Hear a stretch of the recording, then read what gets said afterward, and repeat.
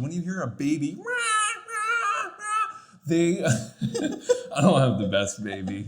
I'll just go on record saying that. When you hear a baby, they are so free and uninhibited that when they are breathing and vocalizing, they're using the entirety of their body to resonate and make noise. But what happens when we are in society and we have conditionings and traumas that our pineapple, our vessel, can become inhibited and tense. And so when air is moving through this pineapple to resonate and create voice, it can be distorted and stunted and tense.